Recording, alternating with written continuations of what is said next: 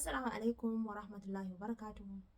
To ya dawo gida mahaifin shi kuma ya tambaye shi ina dan uwanka sai ya ce bai sani ba. Mahaifinsa ya fito neman Habil kenan ya duba can ya duba nan gabas da yamma bai gan shi ba.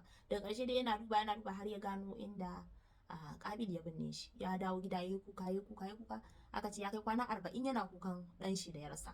To anan ne kuma Allah madaukakin sarki ya bashi hakuri ya ce masa kuma wato ya masa bishara da wani yaron wanda shi ne ya zamanto wasiyinsa a bayansa mai suna Shisu, wanda Shisu kuma yana da wani sunan mai suna wanda ake kiran shi da shi Hibatullah, wato kyautar Ubangiji kenan.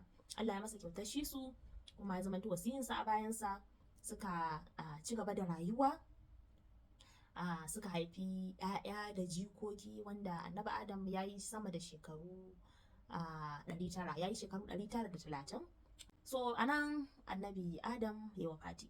Bayan ya yi wafati, mala'ika Jibril shi ne ya sako da wasu da yawa daga mala'iku suka zo suka yi masa wato suka haɗa shi, suka shirya shi, suka yi masa sallah, kuma suka je gefen Ka'aba suka binne shi a can.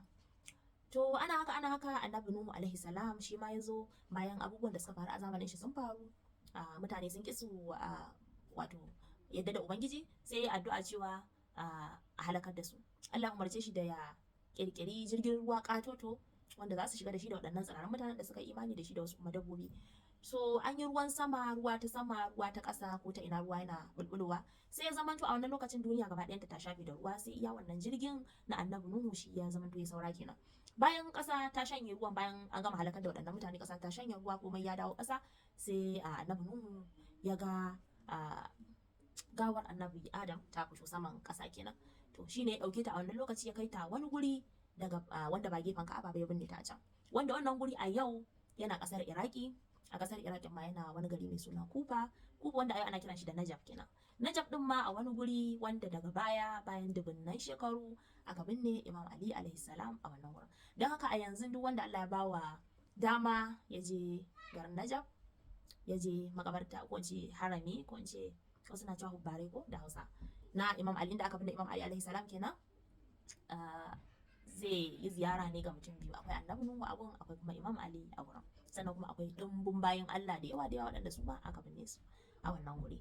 Wassalamu alaikum wa rahmatullahi wa barakatuh. Amma kafin nan ina so in ji ra'ayinku akan cewa sati mai zuwa za mu ɗora ne daga Imam Ali, ko kuma za mu ci gaba da annabin bayan Annabi Adam, Annabi Idris kenan. Ina jiran ra'ayoyinku a comment section.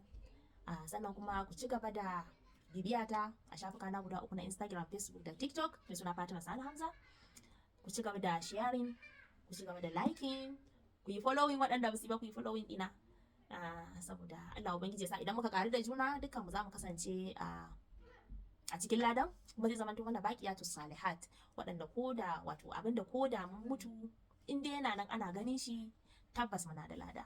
Wassalamu alaikum wa rahmatullahi.